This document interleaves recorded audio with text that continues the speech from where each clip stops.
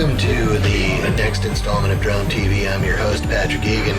This installment, we're in beautiful, sunny Oslo, Norway, to come over here and participate in part of Unmanned Norway that the sUAS Norway group is putting on. One thing that I did learn over here is that we have a growing ecosystem of people, not unlike other regions in the world, that are taking this technology and starting to carve out, let's say, an economy or a business doing this commercially.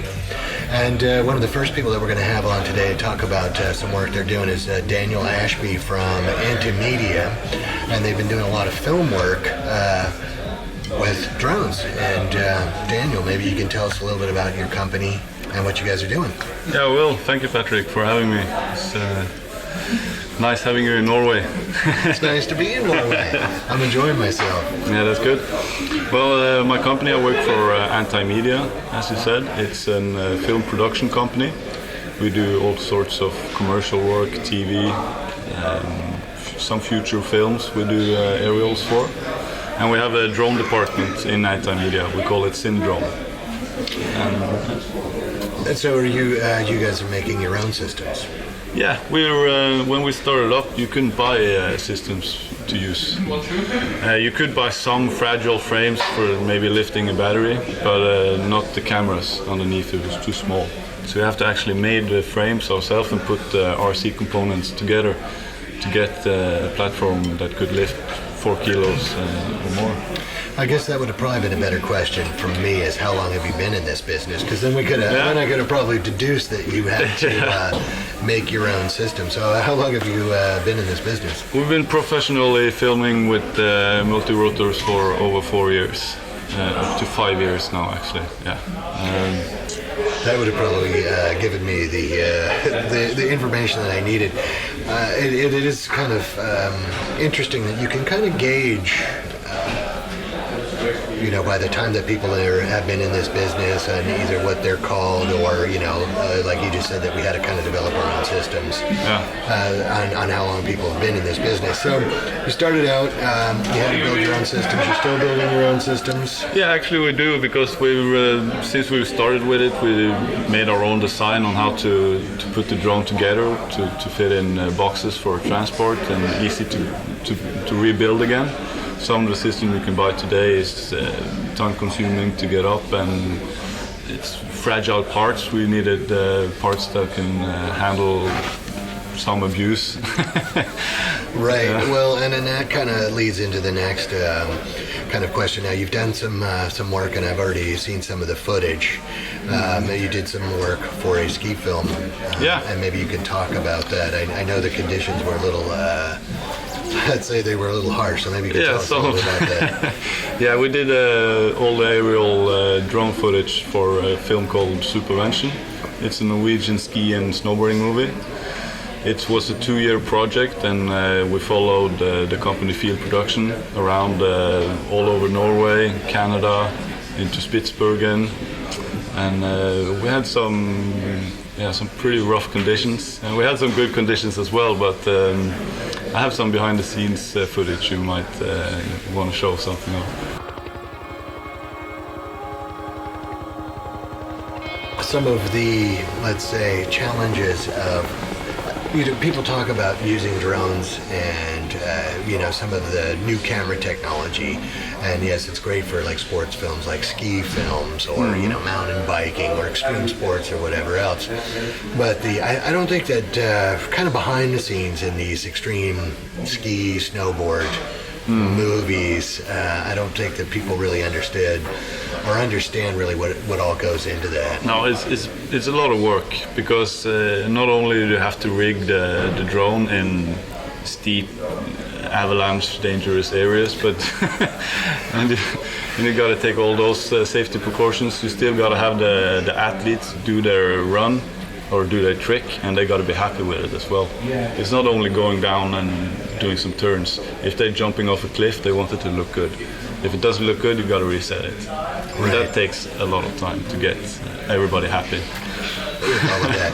Yeah, I'm sure that's difficult, but at the same time, in some of the footage you see, I mean, it's snowing, it's obviously really cold, and then, I mean, as the pilot, wearing gloves, not wearing gloves, do you like to fly with gloves, you don't like to fly with gloves? Yeah, that's, of course, if it's minus 10 and 15 below and you're standing holding the sticks for 10 minutes, you can't really feel your fingertips after that. So, and gloves, you sort of lose some of the feeling, and so you have to make a compromise with maybe having gloves with small holes in them so you can feel the sticks. But then again, it's difficult. It's and your gloves getting wet. It's snowing, it's windy.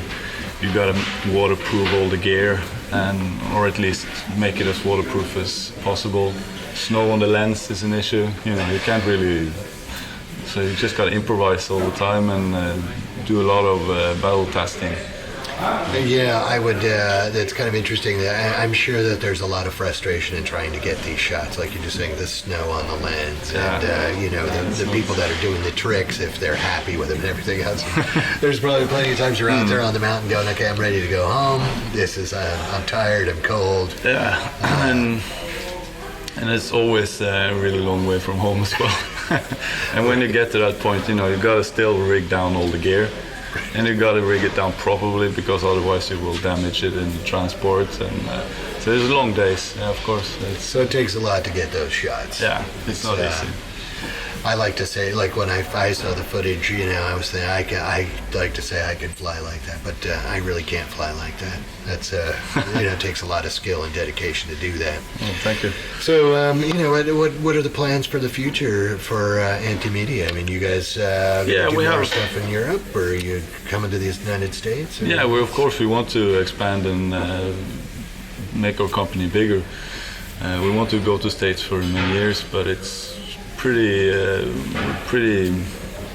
uncertain on how we should or go ahead with the legal issue of flying over there. We don't want to end up in orange jumpsuits in some kind of prison for doing. Well, that wouldn't be the case, but we don't want to get fined or stuff like that. We don't want to break the law. Well, and that is kind of interesting. It's one thing that I've kind of noticed over here in the community of people that are involved with UAS Norway, that you guys are actually really trying to build the business legally and correctly. And I appreciate that you don't want to break the law or do something that'd be questionable and maybe wreck your reputation or whatever else. And I think that's a good thing. I agree with that, but on the other hand, I'm sure you guys want to work. Yeah, for sure. We've been trying to do a lot of future films and stuff like that, and of course the place to do that is in the States. For many of the big movies, we're doing a lot of stuff here in Norway, but the budgets are of course smaller, so we want to do like the big stuff, and then we have to go maybe to Hollywood or LA or around California. It's a lot of places to film, but the thing is that we can't really, if you see it from our point, or at least at my point as a pilot, if I fly this 16 kilo heavy drone and something would have happened and I hit somebody and they might get hurt, they might get even worse, killed, and then I'm doing this without any insurance, without any, I'm doing it illegal. It's going to make the whole industry look bad. It's going to make the whole industry look bad, and I'm going to lose my. I can't really do the work anymore. Probably going to get a sentence for it. So, well, so you got to think ahead. You can't really just put the drone in the air and think hope it's going to go good. You got to be prepared for the worst, and of course hope for the best. Yeah. Right. Well, and I think that's a kind of a short-sighted business model for the people that. I mean, it's not like it doesn't happen in the United States. Everybody's flying and we know, making money, and sometimes it's frustrating to kind of see that, but. I think that all your concerns are good. Well, I enjoy your work. I hope to see more of your work, and I appreciate you coming on to this episode of Drone TV. Yeah, pleasure to be here. Thank you, sir. Yeah. Okay, we're talking with Morten Raustein. He is an official with the Civil Aviation Authority here in Norway, and we just wrapped up the show, and I would have to say from my own let's say, observations, I see a thriving community. They keep talking about how this community here is growing by leaps and bounds, and I personally would attribute that to a civil aviation authority that is open to hearing about possible uses for this technology and helping facilitate that. Maybe you could give us a little background into your thoughts on that. Well, when I started this line of work in 2009, there were no regulations. We had a few applications for drone operations, mainly in the Arctic, doing research, and there were no processes, no beaten paths to follow. So it was a lot of learning by doing for a while. When I started, we started to structure it, get a few processes down, procedures for application for approvals, and we saw that we would be much better off being positive towards this new business rather than being restrictive, and that has led to us being able to achieve a lot of experience on a wide variety of operations that we otherwise would have not been able to do. We have some God-given advantages in Norway with a lot of open space, not a lot of population, little aviation or air traffic in big areas, especially in the Arctic. And we found that by using a big bunch of common sense applied with principles from the established aviation, we could safely allow operations to happen. Well, one other observation that I want to make is from what I hear from the community in the United States, it's not quite as evolved as what I'm hearing from the community here, where people are talking about manuals and insurance and checklists and actually operating like an aviation business. But the other thing I've noticed is that people want to comply because they want to do business. And a lot of the presentations that we heard today are people that are out there doing business and making money and building businesses. Yeah, that's correct. We immediately saw that to get acceptance to introduce this new player in the existing aviation field, we needed to act as aviators. If we continued like it had been up till then, perceived as model aircraft, we would not succeed. So we had to go down the beaten path of 100 years of experience and make this into aircraft, aviation, and commercial aviation.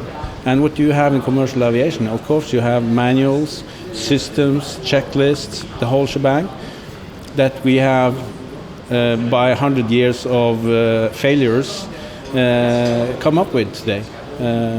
I mean, all the regulations are written in blood. Now we have a new business, and we don't have to do all the same mistakes all over again. Right, and the way that you approach that, do you, I was talking about this with someone else earlier, that, you kind of touched on the model aviation thing, and people used to think years ago that this was a passing fad and they were toys and all the rest of that. Did you, even back in 2009, did you see this as being potentially the future of aviation? Yeah, sure. I started in 2003 with drones in the armed forces, and kind of looked into it more in a structured way during my time there, and I saw that, hey, this is going up and away, and it's not going to disappear, because the possibilities and it's only the fantasy that sets the limitations. And I mean, back then we said, of course, get the pilot out. He's responsible for 80% of the of the mishaps. Well, we need a person in the loop. I think at least for quite a while yet. But still, I mean, freight. Who needs all the two guys up front? Yeah. Well, the guy that owns FedEx, that's music to his ears. He's been after that for a long time to get rid of those high-priced guys in the cockpit. One other thing I wanted to touch on, though, is I am currently on the FAA Beyond Visual Line of Sight committee that was stood up, and we're actually putting together business cases to fly beyond visual line of sight. And Norway is one of the countries in Europe that allows for beyond visual line of sight operations. Can you talk about that a little? I'm sure that doesn't happen over downtown Oslo. No, not usually.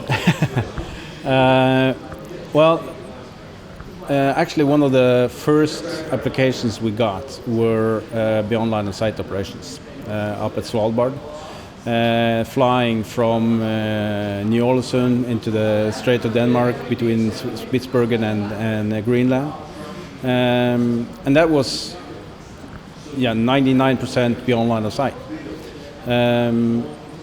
But again, we, as I said, we have this advantage of a lot of open space and little aviation, so we could test it, and instead of saying no, can't be done, we said yes, but what are you doing to make it safe enough? So the operator, he presented a safety case that we could accept, and we made a temporary danger area to inform whoever was up there.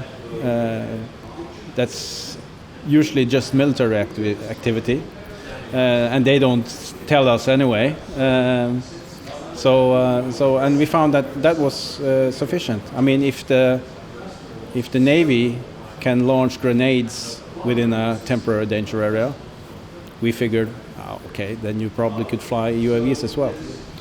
Let me ask you one other question with that. It kind of feeds into that question. Is what is considered a visual line of sight envelope? Well,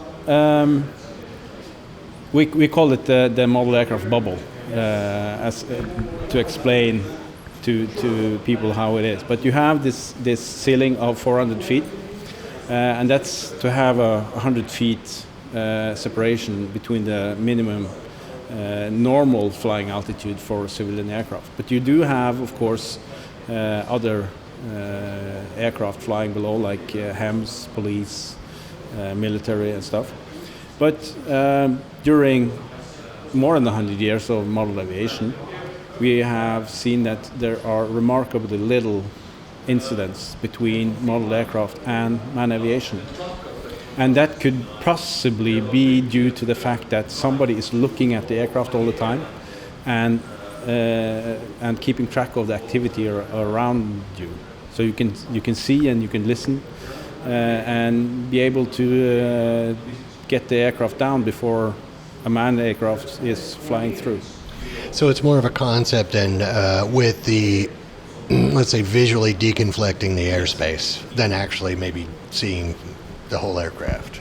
Is that correct? Well, or is it a we are saying that you need to be able to take control over the aircraft or the drone at any given time. Right. So you have to control it and be able to evade any incoming trouble, whatever that is. If it's a bird or it's proximity to structures or an aircraft that is flying by. Well, that all makes sense. I'd like to thank you for looking out for this industry, and it's people like you, the forward thinkers. I'm sure it takes a lot of. There's probably been times where you're like, thinking is it going to be safe or not? But in the end, after, let's say, with some hindsight, what are your feelings on that? Well, I'm proud to have been able to facilitate the community to be able to experience or gain experience in a practical way in real-time operations. The community is making money That's what they want, and I think it's been done in a safe and good way. Ultimately, you see this technology is good for Norway. Of course, for the world. All right. Thank you, sir. Okay, our next guests are Joachim and Fea, and they're from Hovertech and Dutch Drones. And you guys are actually employing this technology to do a certain business or fulfill a certain business niche, and maybe we can talk about that, because both of you are already working with this technology. Yeah. We'll start with you. Yeah. Hovertech is the oil and gas part of the new company, so we're merging together with a Dutch drone company to form a new united drone company or united group, where we will have experts in different fields using UAVs. And what does the Dutch drone company bring to the table as far as expertise is concerned? Well, we have we're now mainly focused on film industry and inspections and mapping, so photogrammetry, etc. So basically, we can offer several solutions. Okay, so you'll basically through the spectrum do work, Yes. any jobs that you can get, and then the same with your company, or are you pretty much focused on industrial uses? Or are you We are pretty focused on the industrial side of it, the oil and gas. That's we're focusing on that. Yeah. And your company is based in Norway. And the Dutch drone company, I would imagine, is in the Netherlands. It's in the Netherlands, yes. And so you have, I'm going to assume that you have permission from the CAA here in Norway to fly. Yeah, all the necessary papers. So you've crossed all the T's and dotted the I's. And then same in the Netherlands? Yes. Only we were not, we didn't have the expertise in the oil and gas industry, and that's why we got in contact with Hovertech, because we want to be able to offer that as well as solutions. And so the idea is these two companies are going to merge, and is it the idea that we're going to merge to bring the expertise together, or is it a wider spectrum of work in Western Europe, or what? We're going to be based in many countries around the world to be able to kind of set our footprint on a wider scale, covering a bigger part of the industry, the drone industry. And is that what is spurring this on? I mean, is it? Do you think it's because you've been able to operate legally here in Norway that you have been able to, let's say, build a workflow that you can overlay in other countries and make a profit? Absolutely. So is it about the technology for you, or is it about the technology and the application, and you just want to do business, or are you also very fond of this technology? We're very fond of it, and kind of burning for this technology. It is tomorrow's technology used today, as I usually say.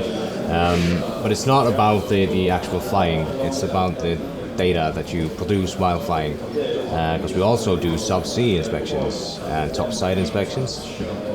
So it's the same for all of these different solutions that we have. It's the data that's being produced by the actual system.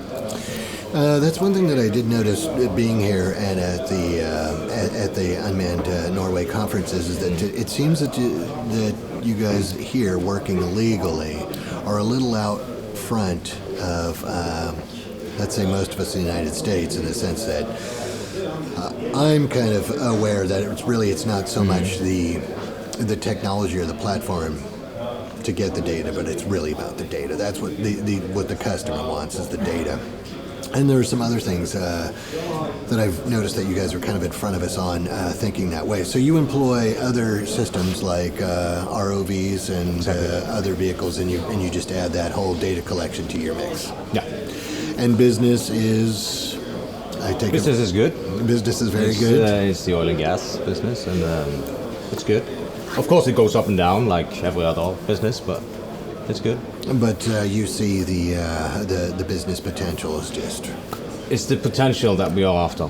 The systems are being used more and more and more. It's like yesterday we used divers. Today we use ROVs.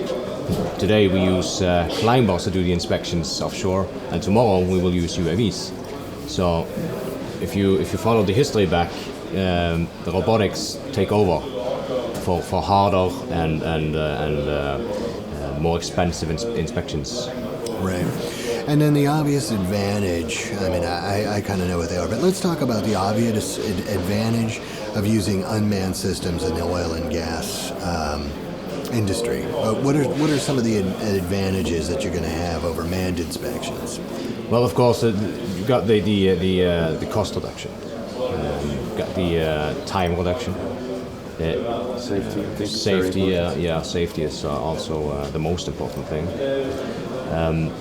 If you were to, for example, inspect a flare tip on a oil rig or on a process plant onshore, you would need to, before they would need to shut down the system, shut down the whole plant.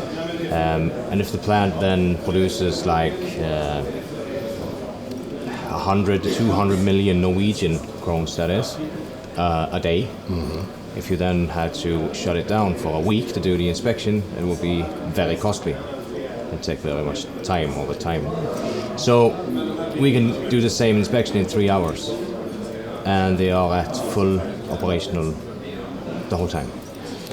So from, let's say, the producers or the customers' point of view, it's really, as we say in the United States, it's kind of a no-brainer. Yeah. We're saving a lot of money, and we're not putting people at risk. So that's definitely an advantage. That it's probably an easy sell. You can walk in and say, yeah, well, we could save you, some money. Yeah, but we need to learn. We need to learn to take.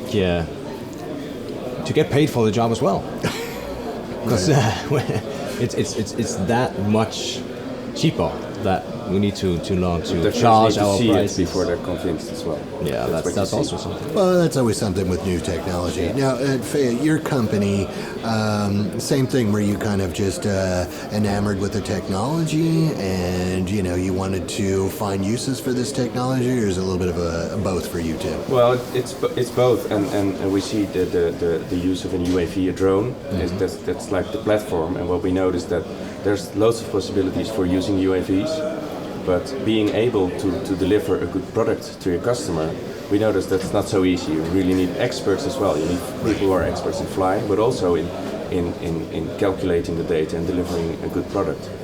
And that's where we saw the opportunity to say we need to cooperate with other people who are already experts in certain areas and now can use UAVs for it. So that's also how we came in contact with Hovertech and said, hey, we see this happening for the oil and gas, but there's a lot of other industries where we're not the experts in, so we need other people, other companies to work together. So we set up already in UK a company, we're working on setting up a company in the US as well. And so our idea is bundling all the expertise together. And now, for example, Hovertech is expert in oil and gas, but could be use also expertise in companies we are working with for other solutions. Mm-hmm. So that way, because it's very costly to be an expert in every area, I think that's not even possible at this stage. Well, I would agree with that. To talk about that a lot is in the business that I'm in, and which is part of this unmanned technology thing. Yeah. I've heard about a lot of different businesses, like agriculture. I'm not a farmer. I'm not an expert in agriculture. I'm not an expert in mining, and I'm not an expert in the oil and gas or GIS or all these other things. But it's very interesting to hear people that are the experts and really what the promise of this technology is, and it's kind of this self-guided data collection. Yeah. And you kind of hit on the point that it's nice to, let's see, be a proponent of the technology, but also get paid for the application. Yeah. And at the end of the day, that's the big goal. How do we get paid? And I'd like to thank both of you for being part of this episode of Drone TV. But website address. Yeah, hovertech.nl is for Hovertech. And there will be a new one for United Drone Company. Yeah. And there's www.dutchdronecompany.com. Thank you, gentlemen, for being on. Good luck with your move.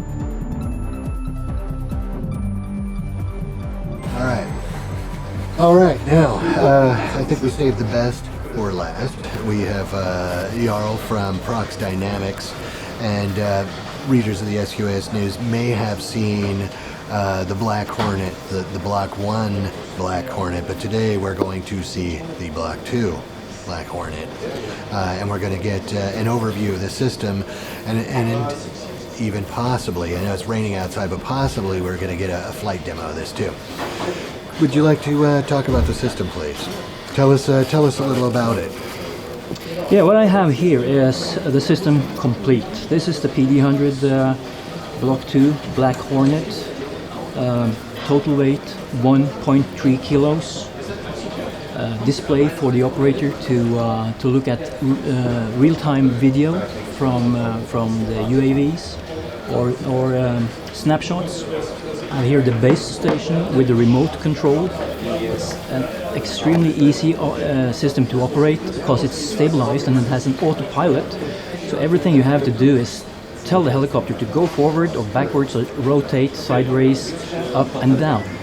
You operate this with one hand, so you have the other hand free to do, well, whatever you want to do. Right, may need to take notes. Yeah. And inside here, in the compartments, you have the UAV itself. So this is the Block 2 Black Hornet, weight of 18 grams. So as far as we know, this is the smallest UAV in operational use in the world today. Can fly for 25 minutes before you have to recharge, and it automatically recharges here in the base station when it's locked. You can fly for 1,500 meters or even more, depending a little bit on the line of sight, of course. If you want to go really beyond line of sight, you can also connect to an external antenna. But with this system as such, you can easily go 1,500 meters. It has a ground speed of 5 meters per second, which is an improvement compared to the Block 1 system used by the UK Army, amongst others. So we have increased from 3 meters per second to 5 meters per second, almost a doubling. We have also improved then the engines, so it can now take a steady state wind of up to 15 knots and gusts from 20 to 25 knots without too many difficulties. That's pretty impressive. And off camera we were talking a little bit about it, and I think that people should realize that this is not a fixed pitched system. This is a real helicopter, and I guess that is some of the features that help you fly in those winds.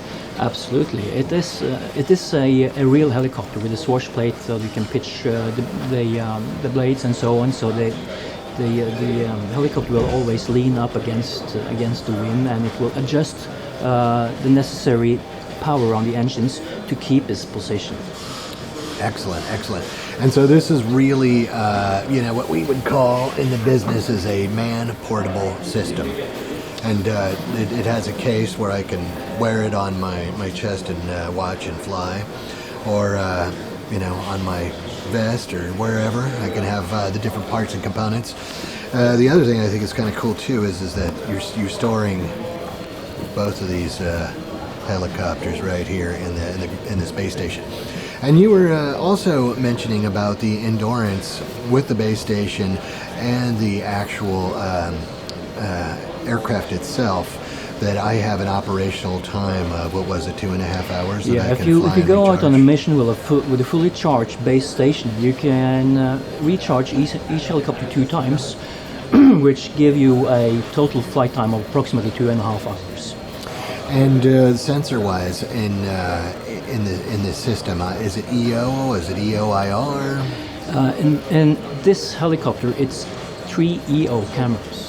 But we have recently launched, actually during AUSA in Washington in October, we launched the PD100T with a thermal camera on board, So we are now able to offer 24/7 operation with this system, and it's still the same helicopter, same base station, the same everything. We have just replaced 2 of the EO cameras with 1 thermal, and we have maintained 1 of the EOs so that we are able to do either thermal, EO, or fused images. Okay, well that's excellent. And if anyone's wondering what to get me for Christmas, I'd like one of these. Is there any way that we could get a view with a screenshot of what the base station looks like, or is that not possible? We always like to push the boundaries here, but if it's not, it's okay. We understand. We are a little reluctant to reveal too much of the details, because you really get a lot of details on your screen. So I would prefer to wait a little bit. I totally understand. Well, again, what's the website, just in case you want to order one for me for Christmas? What's the website? If you have a look at www.proxdynamics.com, you'll find a lot of information in there. And the final question is, so as far as if I'm going to buy, and let's say it's a system, I get the ground station, I get the charge station, and I get 2 helicopters. Yes, that's correct? Yeah, that's correct. And again, I mean, this is pretty amazing. I didn't ask first, but I figured that was okay. All right, well, I'd like to thank you for being part of Drone TV, and you have an excellent product here, and we hope to see you in the future.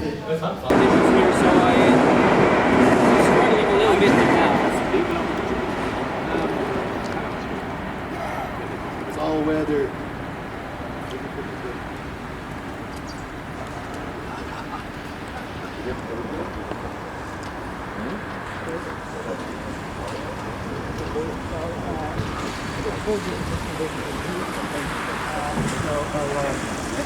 Bring her in. We got the, It's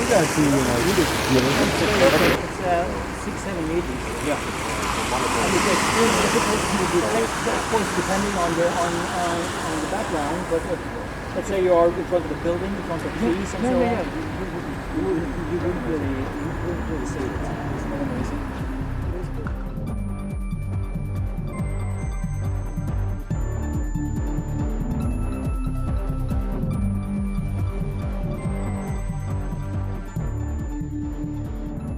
Joining us for this episode of Drone TV. We got to see a flight demonstration in the sunny skies of Oslo. We learned a little bit about some of the commercial, let's say, success of the companies here and the ecosystem here. I'd also like to thank Interphoto for letting us use their facilities to film this episode. And till next time, thanks for watching Drone TV and reading sUAS News and the rest of our outlets, and we'll see you next time.